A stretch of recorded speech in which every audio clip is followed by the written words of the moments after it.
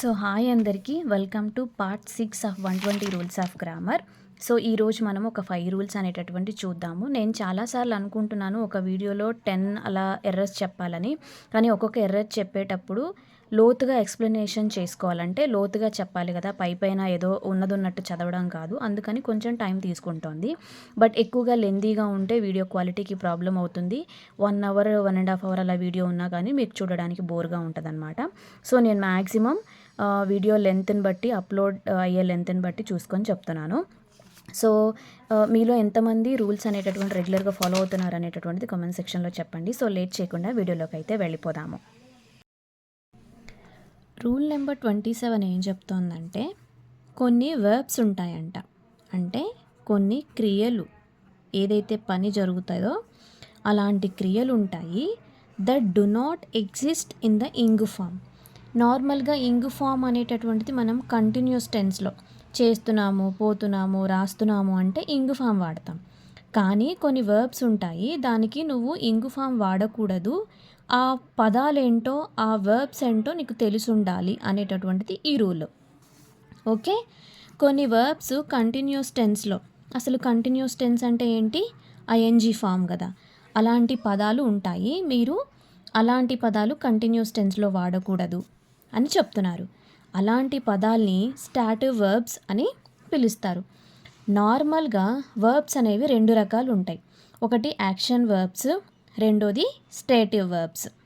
ఇదంతా కాదు, నార్మల్గా నేను ఒక పక్కన కూర్చొని ఏదో ఆలోచిస్తున్నాను. సడన్గా అమ్మ వచ్చింది. ఏమంటోంది, నేను కూర్చున్న పొజిషను, నేను కనిపించే తీరు బట్టి ఏంటి తెగ ఆలోచిస్తున్నావు అని అడుగుతుంది. అంటే నేను చేసే పని ఆవిడకి కనిపిస్తుంది. రెండో విషయం, నేను పడుకొని నిద్రపోతున్నప్పుడు నా మనసులో ఏదో రన్ అవుతుంది. దేని గురించో తలుచుకుంటూ బాధపడుతున్నాను, లేదంటే దేని గురించో తలుచుకొని ఆలోచిస్తున్నాను. అది ఎవరికి కనిపించదు కదా. సో ఇప్పుడు మనం చేసే పనులు 2 రకాలు.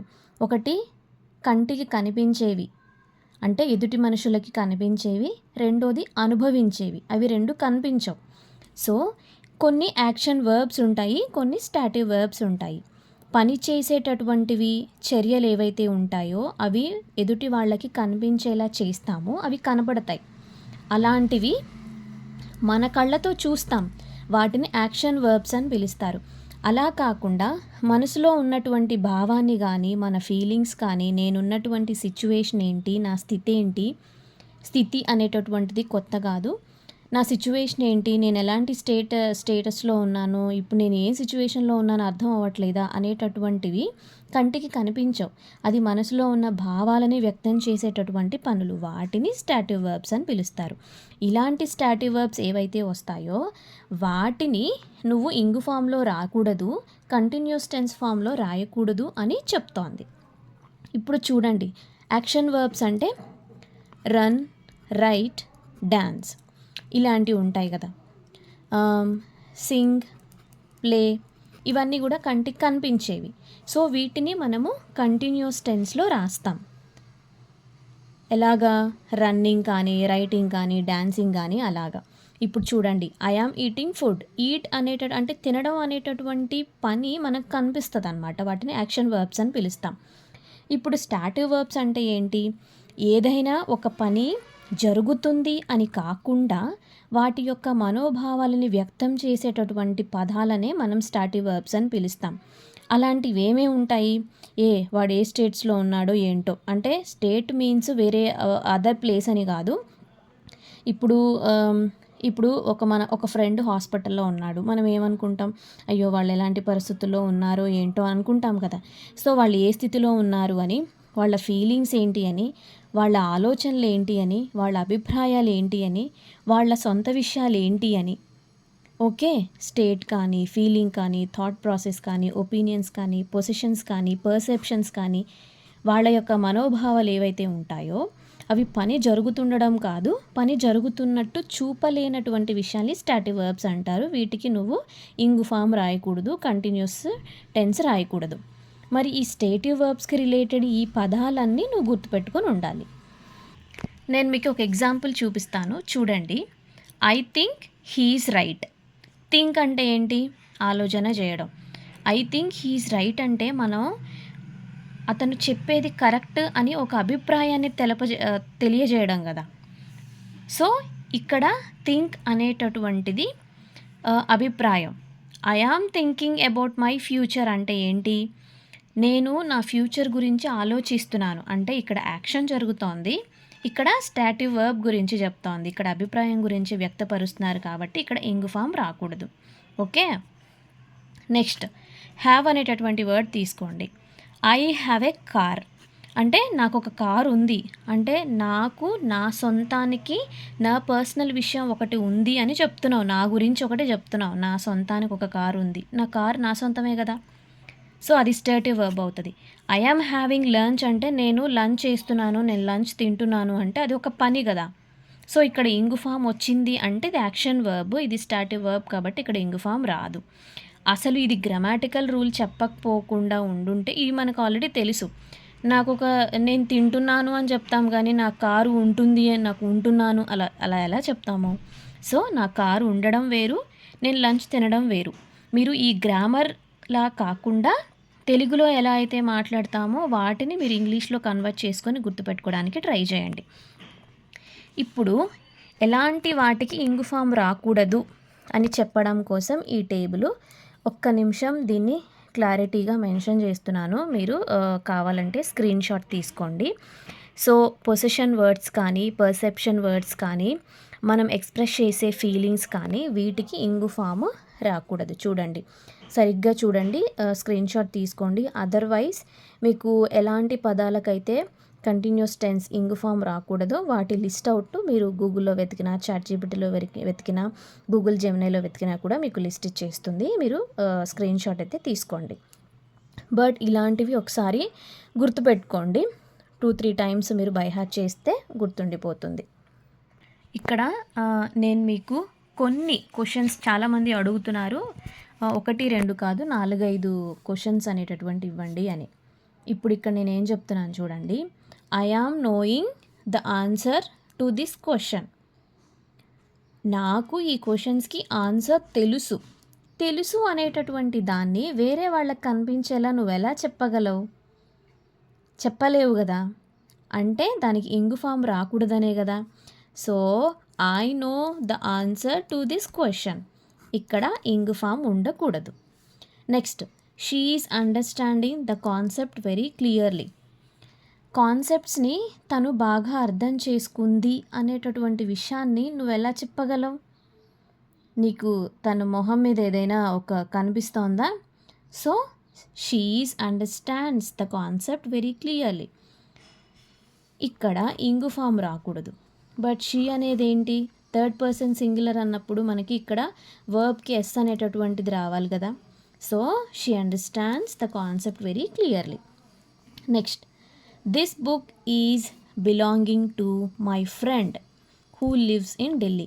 ఢిల్లీలో ఎవరైతే ఫ్రెండ్ ఉన్నారో వాళ్ళకి ఈ బుక్ చెందుతుంది అని చెప్తున్నారు. చెందుతుంది అంటే నువ్వెలా ఇక్కడి నుంచి అక్కడికి విసిరేస్తావా? కాదు కదా. సో ఇంగ్ ఫామ్ రాకూడదు, ఎందుకంటే మన కంటికి కనిపించదు. This book is belongs to my friend who lives in Delhi. So ఇది తనది అని చెప్పడం అన్నమాట. అంటే వేరొకరికి ఇది సొంతము అనేటటువంటి భావాన్ని మనం ఎక్స్ప్రెస్ చేస్తున్నాం తప్ప కనిపించేటటువంటి విషయాన్ని చెప్పట్లేదు కాబట్టి ఇంగ్ ఫామ్ రాకూడదు.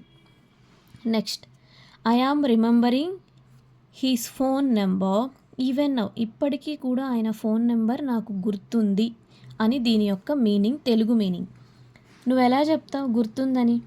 నీ బ్రెయిన్లో నీ మనసులో ఉన్నటువంటి విషయాన్ని నాకెలా చూపిస్తున్నావు? చూపించట్లేదు కదా. So I am remember his number even now. So ing form రాకూడదు. Next, the manager is seeming very happy with the result. The manager is seeming very happy with the result. రిజల్ట్స్ని చూసి మేనేజర్ చాలా సంతోషపడ్డాడు. నువ్వు ఎలా చెప్తావు సంతోషపడ్డాడు అనేటటువంటి క్రియని? ఊరికే పళ్ళికలు ఇచ్చి నవ్వితే సంతోషపడ్డట్టేనా? కాదు కదా.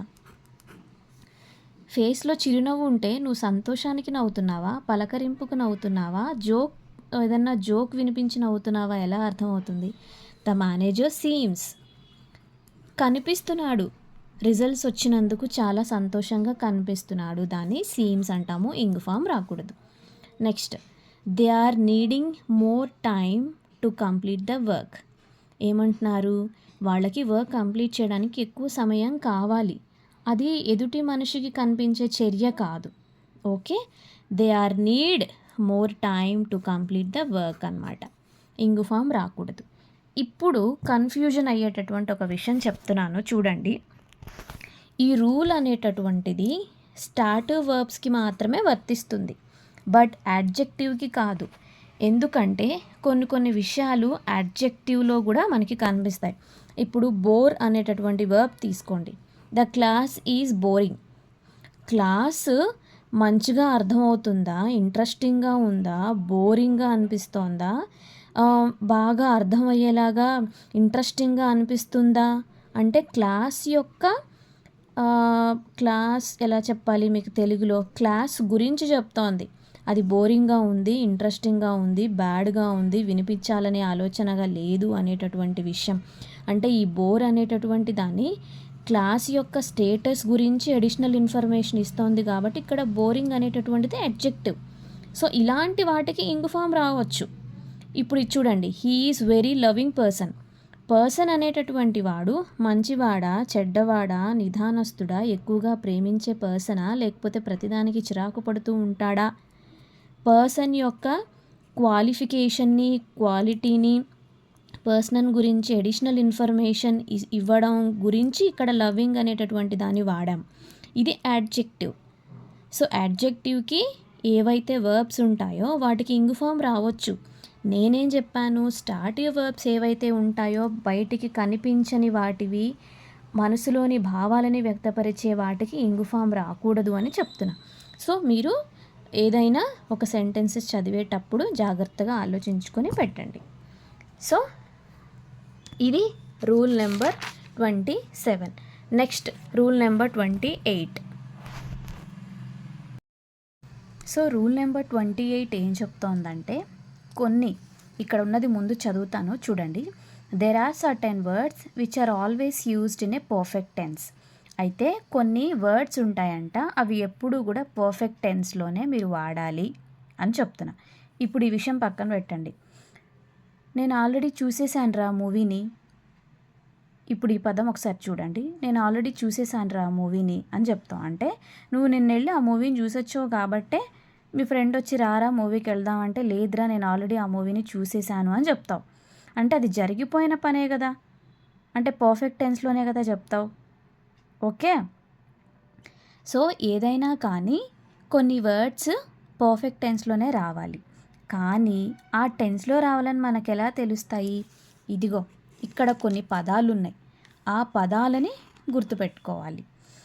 ఎలా ఆ పదాలని గుర్తుపెట్టుకోవాలి అంటే, ఇప్పటి వరకు జరిగే పని కానీ, మనం ఆ ఎక్స్పీరియన్స్ ఏదైనా చేసి ఉంటే కానీ, ఇటీవలే జరిగిందని కానీ, ఇంతకుముందే జరిగిందని కానీ అర్థం వచ్చేలాగా మనకు అనిపిస్తే వాటికి పర్ఫెక్ట్ టెన్స్ వాడాలి. అవేంటి?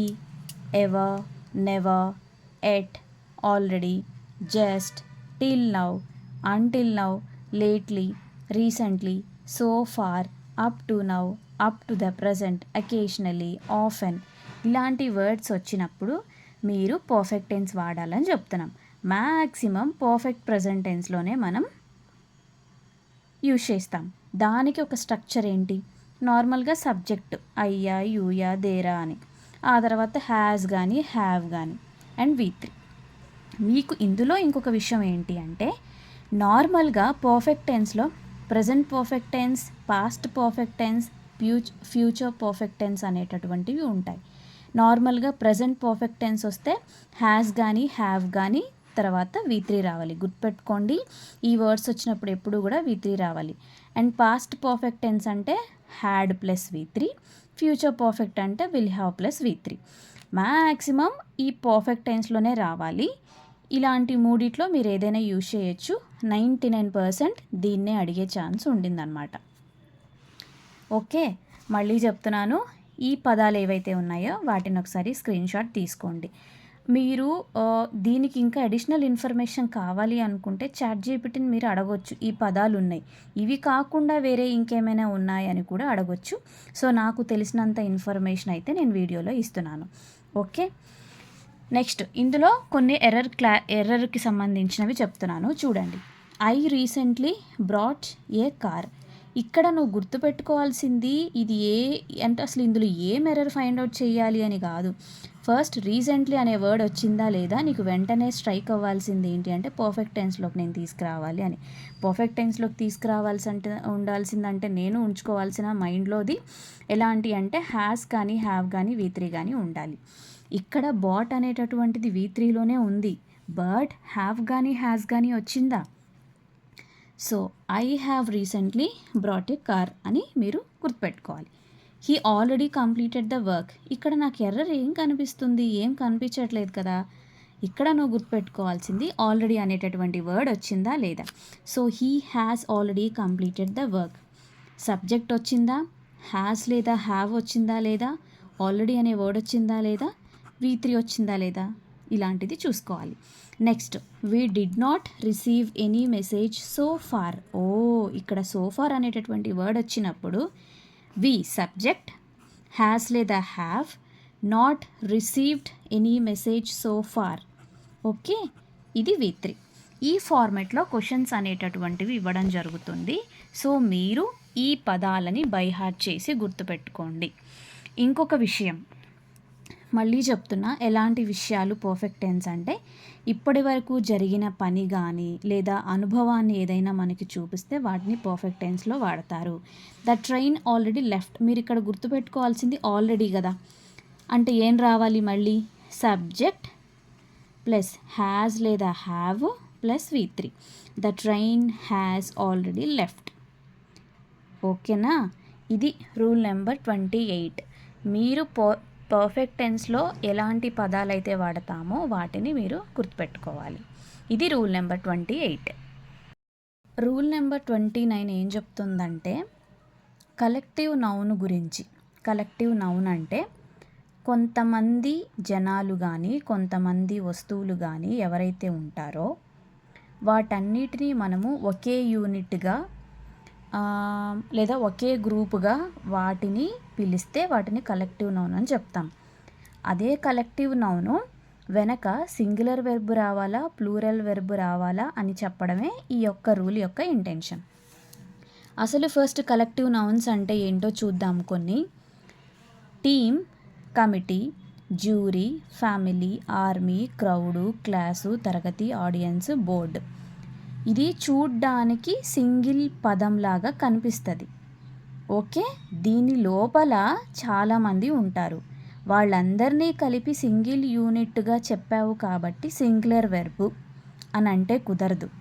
వీళ్ళందరూ కలిసి ఒకే పని చేస్తే సింగులర్ వెర్బ్ రావాలి అని చెప్తోందనమాట.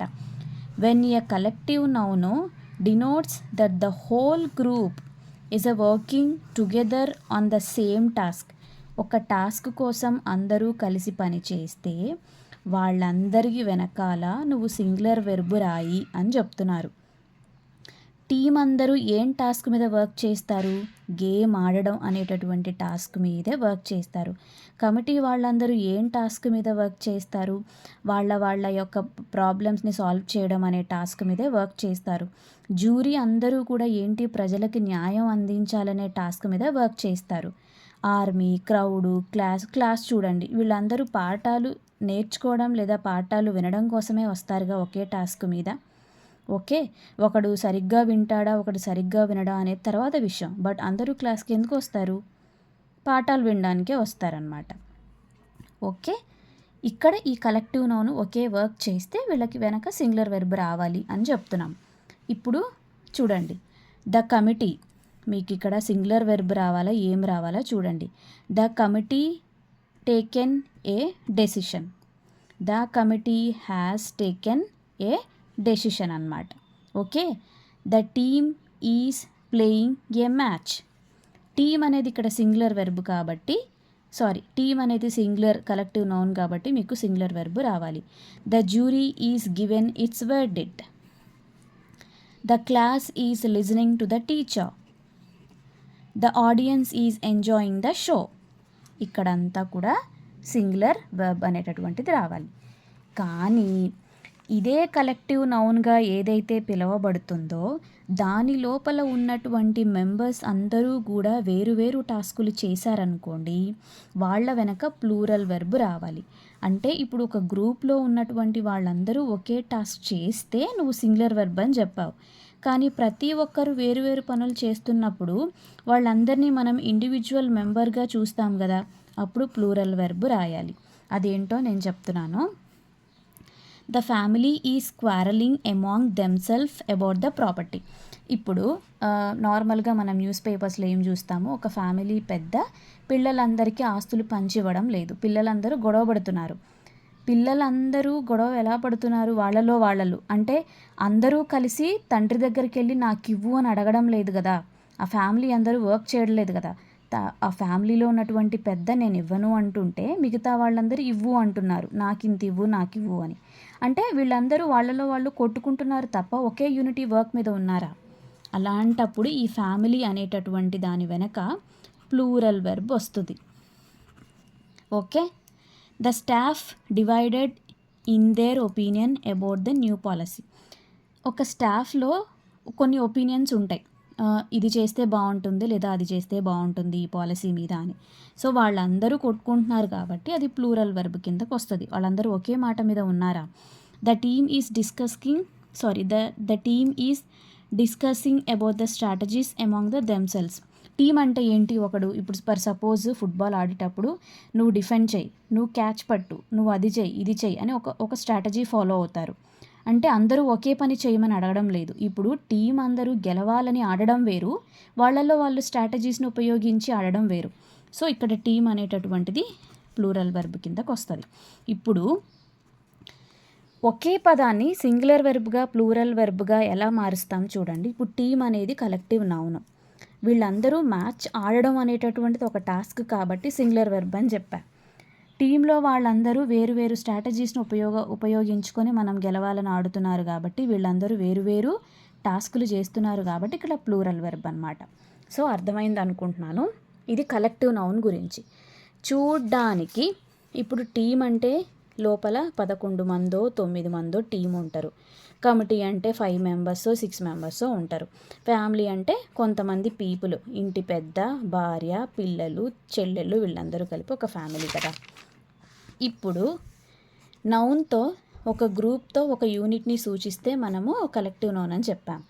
కానీ చూడ్డానికి ఆ నౌను సింగిల్గా కనిపిస్తుంది, కానీ ప్లూరల్ మీనింగ్ వచ్చేటటువంటి కొన్ని నౌన్స్ ఉంటాయి. అవి అందరికీ తెలుసు, కానీ గ్రామాటికల్గా మనం గుర్తుపెట్టుకోవాల్సిన విషయం. ఎందుకు నేను ఇక్కడ ప్లూరల్ నౌన్ అన్నానంటే వీళ్ళందరూ ఒకే ఒక పని ఏం చేయడం లేదు, ప్లూరల్ మీనింగ్ కాబట్టే ఇక్కడ ప్లూరల్ వెర్బ్ వస్తుంది. ఎందుకు? స్వతహాగా ఇది ప్లూరల్ వర్డ్ అంతే తప్ప కలెక్టివ్ నౌన్గా ఉండి డిఫరెంట్ పనులు చేయడం వల్ల వచ్చినటువంటి ప్లూరల్ వెర్బ్ కాదు. పోలీస్, ఇప్పుడు ఫ్యామిలీ అంటే అమ్మ నాన్న పిల్లలు, డిఫరెంట్ ఏజ్ పర్సన్స్ ఉంటారు, అది ఫ్యామిలీ అవుతుంది.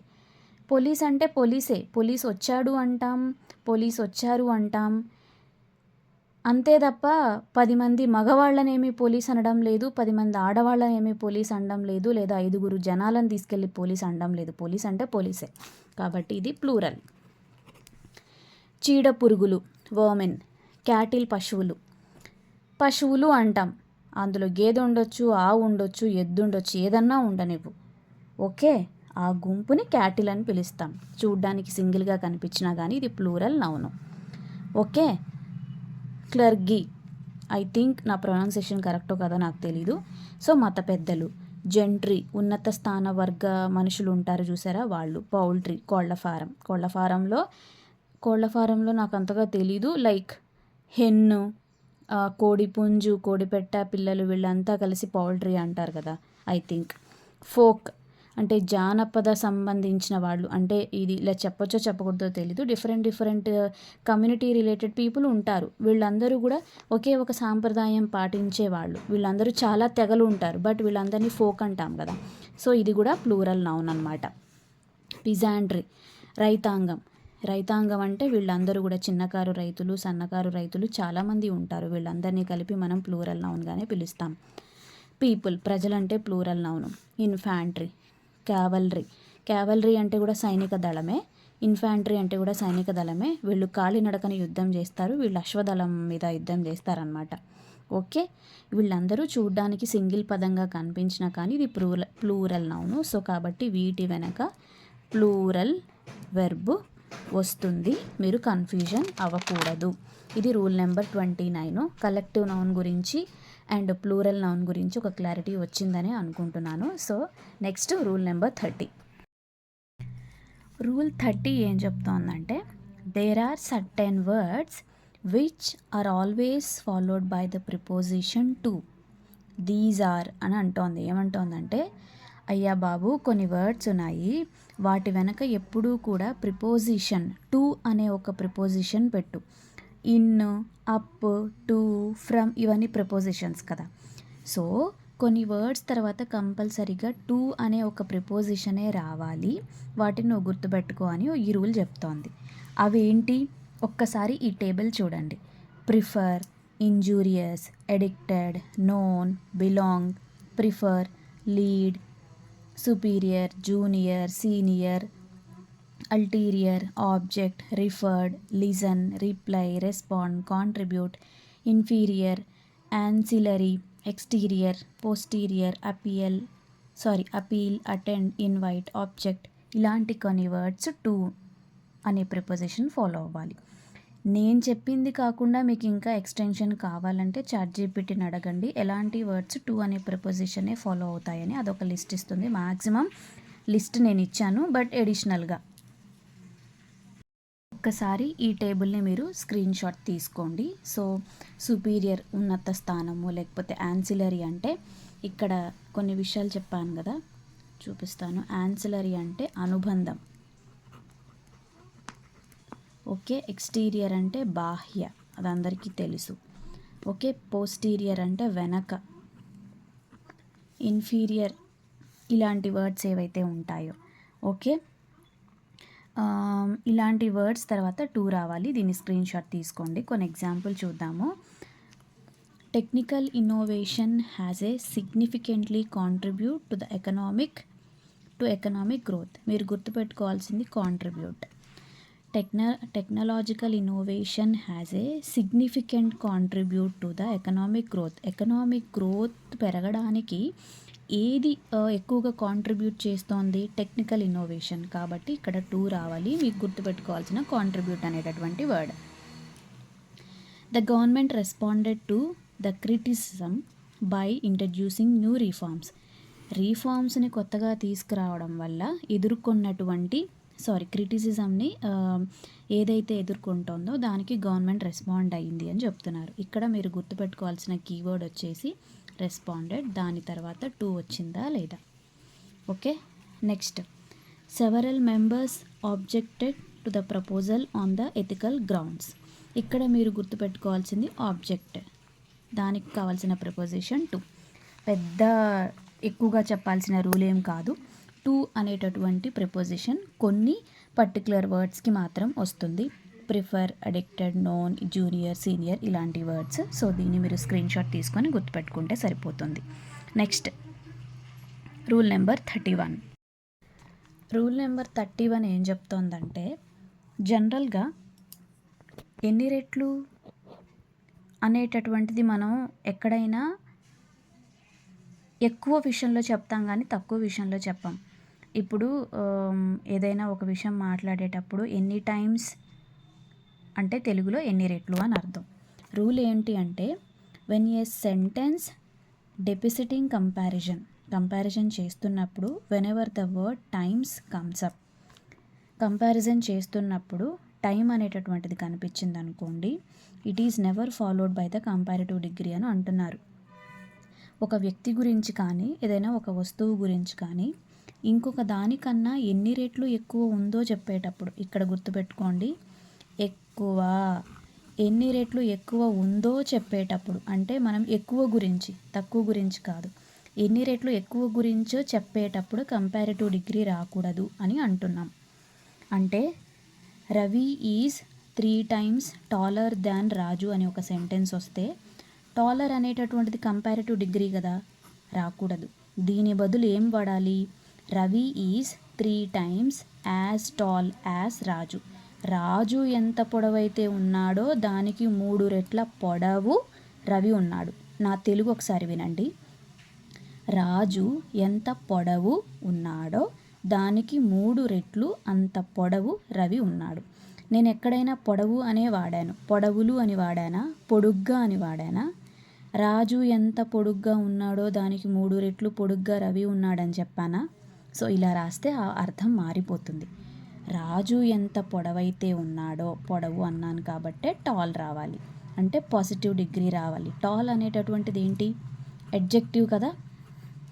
ఒక మనిషి పొడుగ్గా ఉన్నాడా, పొట్టిగా ఉన్నాడా, ఆ మనిషి యొక్క క్వాలిటీని చెప్పేటప్పుడు, తనలో ఉన్న ఏదైనా ఒక స్పెసిఫికేషన్ చెప్పేటప్పుడు ఆ వర్డ్ని ఏమంటాం? అడ్జెక్టివ్ అనే పిలుస్తాం కదా. సో రవి ఎంత పొడవుగా ఉన్నాడో, రాజు ఎంత పొడవుగా ఉన్నాడో దానికి 3 రెట్ల పొడవు రవి ఉన్నాడు. కాబట్టి మనం టాల్ అనే వాడాలి, టాలర్ వాడకూడదు. So Ravi is 3 times as tall as Raju. అర్థమైంది అనుకుంటున్నాను. సో స్ట్రక్చర్ రూపంలో చూస్తే నెంబర్, ఇక్కడ నెంబర్ కనిపించిందా? టైమ్స్ కనిపించిందా? యాజ్ కనిపించిందా? పాజిటివ్ డిగ్రీ అంటే టాల్, దీన్నే మనం అడ్జెక్టివ్ అని కూడా పిలుస్తాం. నెక్స్ట్ యాజ్, ఇది స్ట్రక్చర్ చూడండి. Twice as big as, 3 times as long as, bigger, longer, costlier అనే కంపారిటివ్ డిగ్రీ వాడకూడదు. 4 times as costly as. Okay, అర్థమైంది అనుకుంటున్నా. ఒక వ్యక్తిని కానీ ఒక వస్తువుని కానీ ఇంకొక దానికన్నా ఎన్ని రెట్లు చెప్పేటప్పుడు కంపారిటివ్ డిగ్రీ రాకూడదు. కొన్ని ఎగ్జాంపుల్స్ చూడండి. The box is 4 times heavier than the bag. The box is 4 times, మళ్ళీ చెప్తున్నా, the box is 4 times heavier than the bag. దీన్ని ఎలా రాస్తాము? The bag 4 times as heavy as the bag. Okay, as heavy as the bag. India is 3 times larger than Bangladesh. Comparative degree రాకూడదు. India is 3 times as large as Bangladesh. His income is twice greater than the mine. His income is twice as mine. Okay, ఎప్పుడైనా times అనే word వచ్చినప్పుడు comparative degree రాకూడదు.